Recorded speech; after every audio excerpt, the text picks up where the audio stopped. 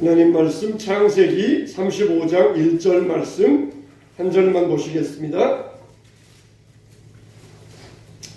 자, 한 목소리로 자 시작. 하나님이 야곱에게 이르시되 일어나 베델로 올라가서 거기 거주하며 내가 내 형 에서의 낯을 피하여 도망하던 때에 내게 나타났던 하나님께 거기서 제단을 쌓으라 하신지라. 아멘. 할렐루야. 오늘 말씀의 제목 따라서 합시다. 처음처럼. 처음처럼 그러면은 술 이름이 아니냐, 소주 이름이 아니냐 이렇게 여러분 생각하실 분도 계시는데, 이 처음처럼 이 말은 원래 이 책 이름입니다. 신영복 교수가 지은 책 이름이 바로 처음처럼이에요. 근데 그 책에 보면은 이런 글이 나옵니다. 인생을 여행에 비유할 수 있다. 그런데 여행 중에서 가장 먼 거리의 여행이 뭐냐? 여러분, 여행 중에서 가장 먼 거리의 여행이 뭘 것 같아요? 머리에서 가슴까지의 여행이라는 것이에요. 머리에서 알고 있는 것을 가슴으로 느끼기까지 아주 먼 거리를 여행하는 것, 오랜 시간을 여행하는 것, 이게 인생에 있어서 먼 거리의 여행이라는 것입니다. 그런데 그거보다 더 먼 여행이 있어요. 그럼 그게 뭐겠습니까? 가슴에서의 발까지의 여행이라고 합니다. 머리로 알고 가슴으로 느끼기까지 한참 세월이 흘러야 되고, 또 가슴으로 감동받고 느끼는 것을 발로 행하기까지 그 다음에 또 먼 시간에, 오랜 시간의 여행을 거쳐야만 된다는 것이에요. 여러분, 우리의 신앙이 어떻습니까? 머리로는 깨닫는데 가슴으로는 느끼기까지, 감동받고 예수님의 살아계심을 가슴으로 느끼기까지 얼마나 먼 시간, 오랜 시간이 걸립니까? 또 마음으로 은혜 받고 감동을 받았어도 그걸 생활 속에서 순종하고 실행하기까지는 또 얼마나 먼 여행의 시간이 걸립니까? 그래서 인생의 먼 여행, 머리에서의 가슴까지, 또 가슴에서의 발까지, 자, 이렇게 먼 여행, 먼 시간을 흘러야 이게 이루어진다는 것이에요. 우리 신앙이 이 돌고 돌아서 먼 여행을 돌아와서 우리의 신앙이 머리의 신앙, 가슴의 신앙, 그리고 발의 신앙으로 이루어져야 될 줄로 믿습니다. 세상에서 가장 맛있는 식당은 처음 개업한 식당입니다. 처음 개업한 식당에는 가면은 음식이 신선하고 음식이 굉장히 맛있어요. 그러나 점점 시간이 흘러가면은 점점 양념도 빼고 음식 재료도 빼고 그러면서 점점 맛이 변질되어져 가버립니다. 항상 처음처럼 그 맛을 유지한다. 그러면은 얼마나 좋겠습니까? 항상 가면은 똑같은 맛, 똑같은 분위기, 그런 것을 느낄 수 있다면 얼마나 좋겠습니까? 그런데 우리 신앙의 모습도 이와 닮아가고 있어요. 처음에는 열심을 갖습니다. 처음에는 부지런합니다. 처음에는 열정도 있습니다. 그러나 점점 음식에 재료 빠지고, 음식에 양념 빠지고, 음식에 정성 빠지고, 그러는 것처럼 우리 신앙에도 이것 빠지고 저것 빠지고, 그러면서 점점 처음처럼이 아니라 완전히 미말에 처해버리고 말세의 모습으로 우리의 모습이 굳어져 가고 있지는 않습니까? 야곱이 처음에 아버지의 축복을 받아서 집을 떠나올 때는 에서에게 죽음의 위협을 당했어요. 아버지가 돌아가시면은 내가 저 야곱을 죽이겠다. 그래서 야곱이 에서의 죽음의 위협을 피하기 위하여서 외삼촌 라반의 집으로 도망을 갔던 것입니다. 그래서 라반의 집에서 거부가 되었어요. 거부가 되어가지고 많은 양떼, 소떼, 나귀떼, 낙타떼를 끌고 오는데, 소식을 들어보니까 자기 형이 그동안도 자기를 잊지 못해서 복수의 칼날을 갈고 있다가 드디어 돌아온다니까 자기를 죽이려고, 자객들을 거느리고 자기를 죽이려고 쫓아오고 있다는 것이 답답하고 두려웠습니다. 그래서 다른 가족들을 다 먼저 보내고 자기는 야뽕나루터에 앉아가지고 하나님과 기도의 씨름을 벌였어요. 그래서 하나님께서 야곱을 불쌍히 여겨주시어서 에서의 마음을 돌이켜주시고 그리고 에서의 손에서 목숨을 건지게 하셨던 것입니다. 그러면은 하나님께서 야곱을 에서의 손에서 건져주시고 야곱을 생명을 건져주셨으면 어떻게 되겠습니까? 하나님께 드렸던 처음의 약속을 지켜야 했어요. 형 에서의 낯을 피하여서 광야를 지나갈 때에 베델에서 하늘의 사닥다리에 환상을 보았습니다. 잠에서 깨어서 자기가 누웠던 돌베개를 세워서 기름을 부으면서 하나님 나를 평안히 돌아오게 하시면은 이곳을 베델 여기에서 하나님 앞에 제단을 쌓고 내가 11조를 드리겠나이다. 그렇게 소원을 하고 약속을 했어요. 하나님은 그 약속을 분명히 지켜드렸습니다. 그리고 야곱을 평안히 돌아오게 하셨어요. 그러면 하나님께 드린 약속을 지켜야 되는데 야곱은 그걸 잃어버리고 육신적인 정욕을 따라서 살기 좋은 세겜으로 내려갔어요. 세겜에 내려가 어떻게 합니까? 거기에 가서 자기 딸은 성폭행을 당하고 자기 아들들은 살인자가 되어버립니다. 그때서 야곱은 눈이 뜨였어요. 일어나라. 우리가 이제 베델로 돌아가자. 모든 것 장신구 우상들 모든 것 다 가져와라. 그러면서 상수리 나무 아래 묻어버리고 베델로 내려갔다는 것입니다. 세겜이 살기가 좋아요. 근데 하나님과의 약속, 그 약속을 지키기 위하여서 베델로 내려가서 거기에서 제단을 쌓고 하나님 앞에 11조를 드렸다는 것입니다. 사람이 이렇게 가슴으로 느꼈어요. 하나님과 씨름하면서 기도 응답받고 가슴으로 느꼈습니다. 그러나 그것을 발로 행하기까지는 오랜 세월을 넣고 그 많은 대가들을 치러야만 했던 것이에요. 우리 신앙은 머리에서 가슴으로, 가슴에서 발로 내려갈 수 있어야 돼요. 가슴으로 느끼면서 하나님이 내게 응답하셨다, 내 약속을 드려주셨다, 감동하고 끝나면 안 돼요. 이게 발로 내려가서 하나님과의 약속을 이루어야 되고 하나님과의 드렸던 그 믿음의 소원을 성취할 수 있는 우리의 믿음의 걸음걸음이 되어야 됩니다. 다윗도 마찬가지예요. 다윗도 골리앗과 싸울 때는 어린아이였지만 골리앗 앞에 나아가서 너는 칼과 단창으로 나오지만은 나는 네가 저주하는, 네가 무시하는 여호와 하나님의 이름으로 나아간다. 전쟁은 오직 여호와께 속한 것이다. 그러면서 담대하게 나아가서 골리앗을 물리쳤던 것입니다. 그런데 이제 다윗도 왕이 되어가지고 점점 안정되어 가고 평안해지고 생활이 풍족해지면서 초심을 잃어버리고 하나님 대신 다른 것을 의뢰하게 되었어요. 그래서 요압에게 우리나라의 인구가 몇 명인지 인구조사를 해봐라. 인구 센서스를 벌였어요. 인구조사한 게 무엇이 잘못입니까? 하나님께서 내가 어려울 때마다 널 도와주겠다. 그랬는데 다윗은 우리나라에 칼을 뽑을 만한 장정들, 군인 병력이 몇 명이냐? 그걸 정확하게 세어보아라. 그러면서 자기 힘, 자기 군대의 힘, 동원할 수 있는 군사들의 힘을 의지하기 시작했어요.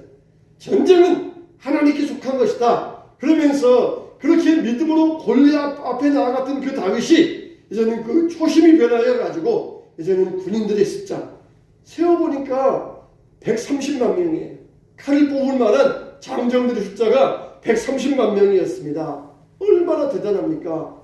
130만 명. 야, 나 이렇게 군인들의 숫자가 많았구나. 그러면서 다윗의 마음에 그 장정들, 군인들을 의지하기 시작했을 때 다윗은 초심을 잃어버리고 말았어요.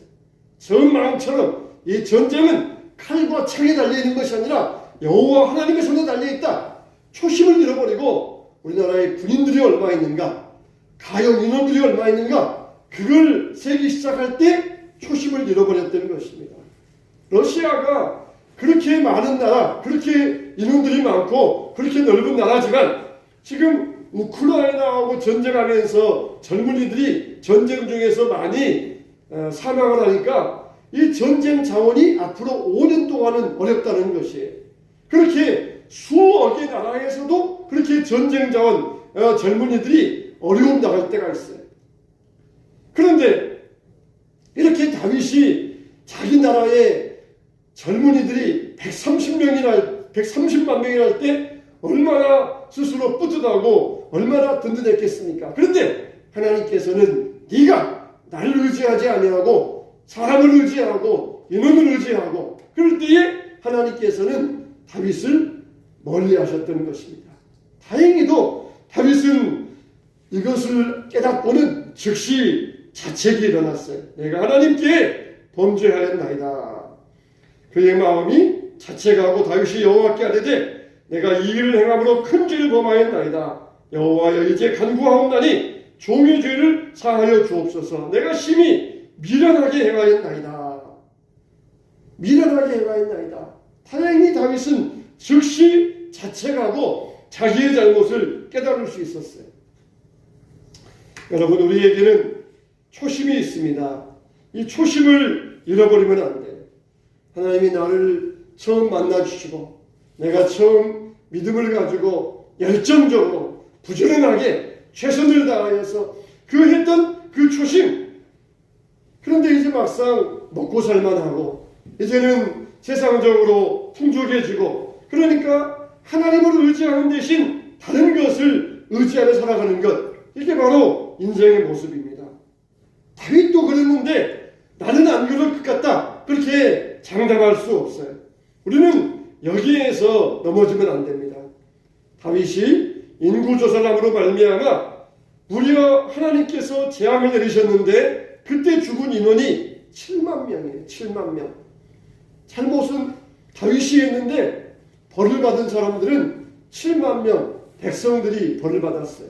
다윗이 사람들을 의지하면서 백성들을 신뢰했을 때에 그래, 네가 신뢰하는 사람들, 이런 사람들이 얼마나 허약한지 아느냐, 그러면서 단 며칠 사이에 7만 명을 다 데려가고 말으셨던 것입니다.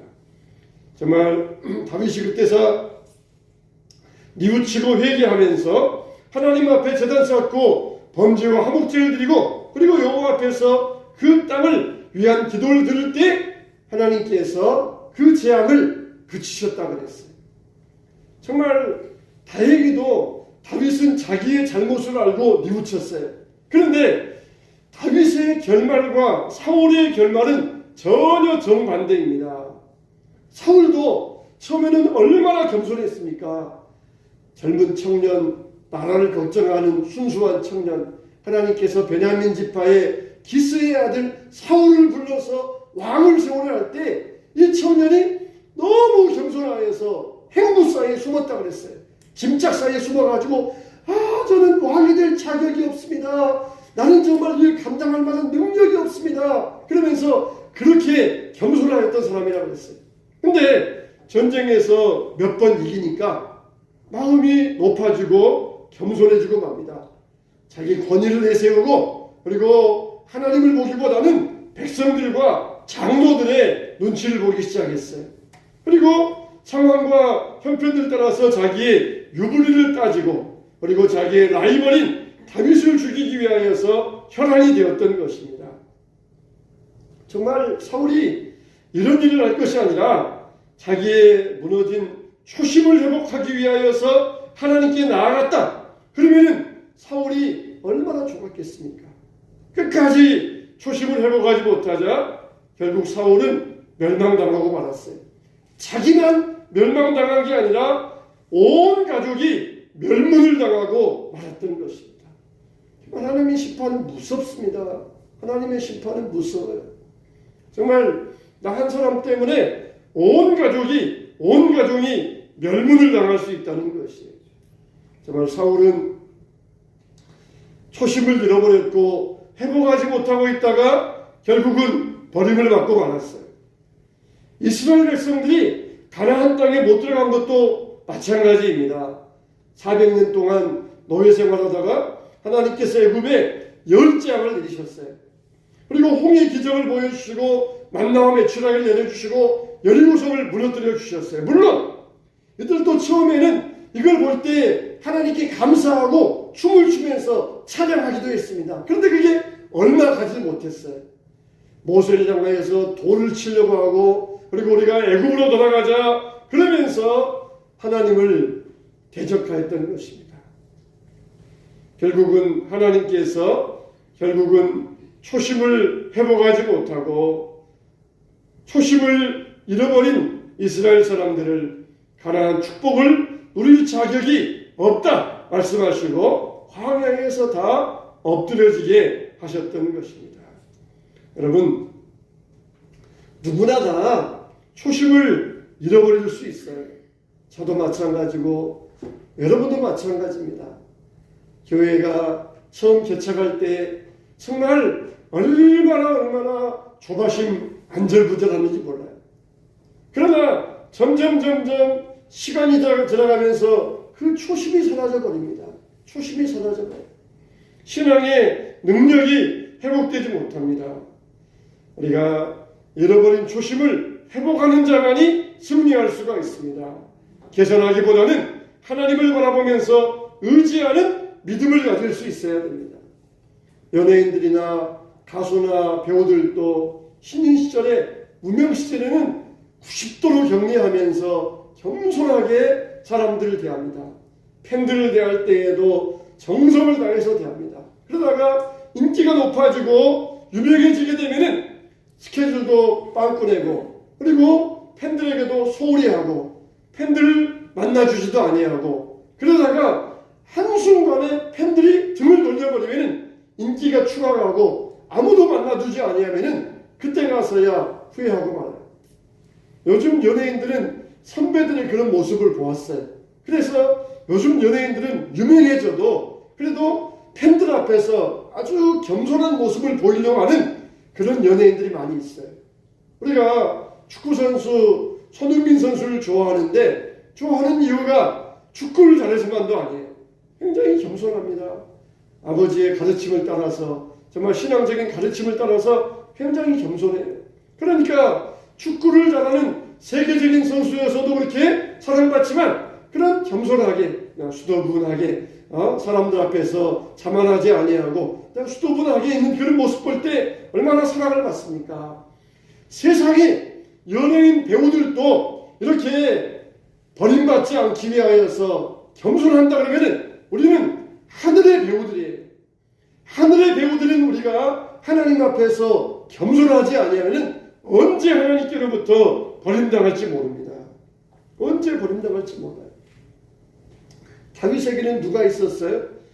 사무엘하 24장 11절에 보면은 다윗이 아침에 일어날 때에 여호와의 말씀이 다윗의 선견자 된 갓에게 임하여 이르시되 다윗이 범죄했을 때 하나님께서 갓을 보내셨어요. 근데 이 갓을 선지자 갓이라고 말하지 아니하고 다윗의 선견자 된 선지자 갓이라 그렇게 말씀하셨던 것입니다.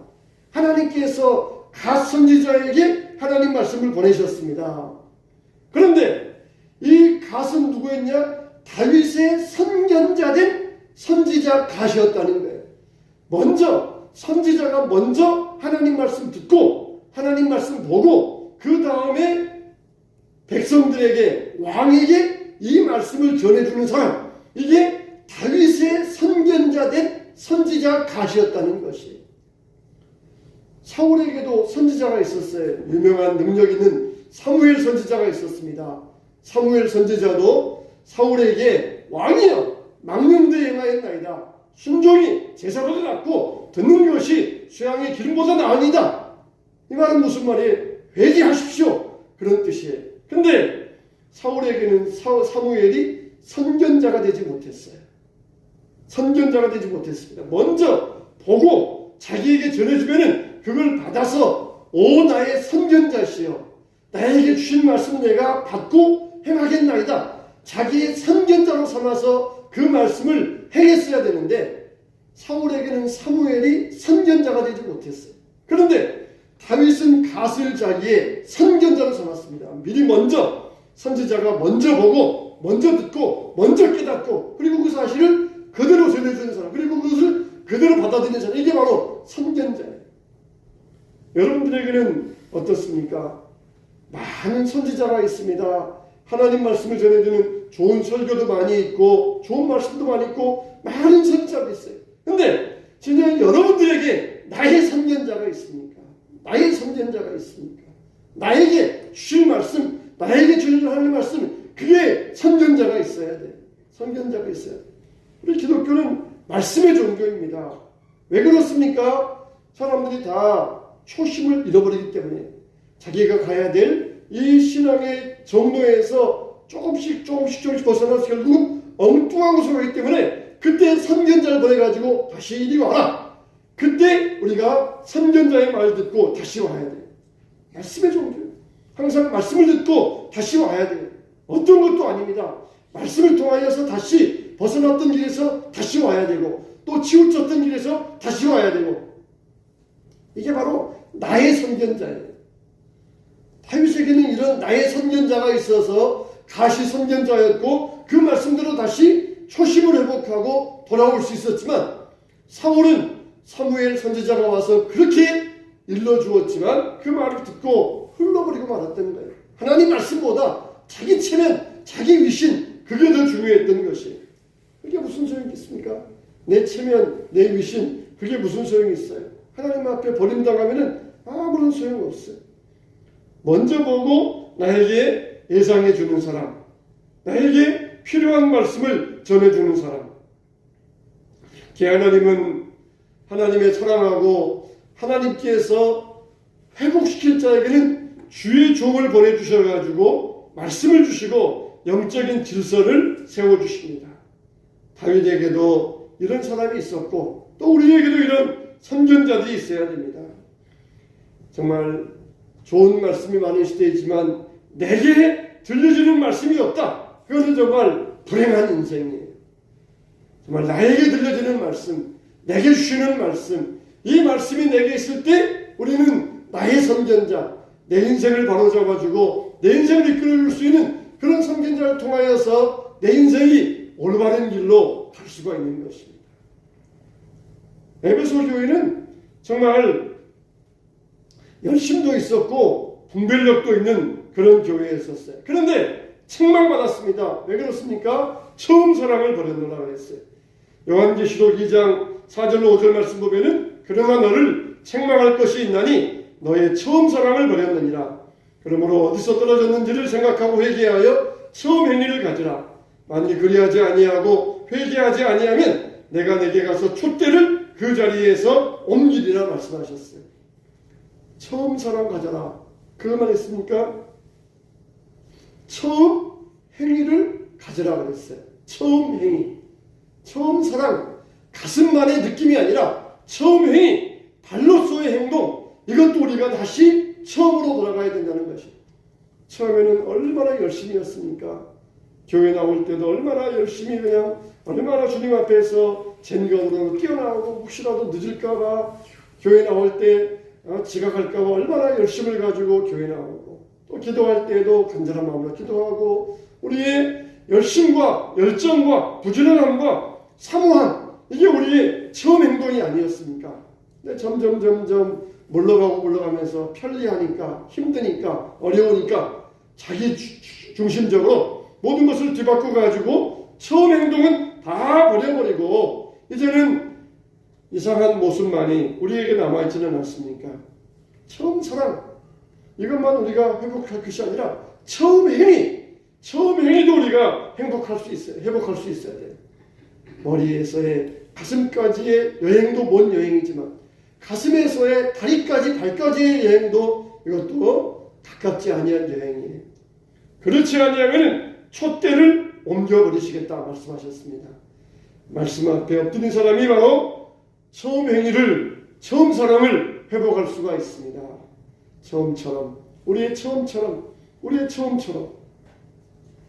하나님 앞에서 은혜 받고 주님의 사랑 받고 주님을 사랑하는 그 뜨거웠던 처음처럼의 사랑, 처음처럼의 행위 우리가 이것을 다시 회복하여서 초심을 회복하고 돌아갈 수 있어야 됩니다. 우리의 초심, 우리의 처음 마음, 초심 이거를 회복할 능력을 가져야 돼요. 하나님 우리의 초심, 처음 마음을 회복해 달라고 간구하고 기도하시기를 주님의 이름으로 축원합니다.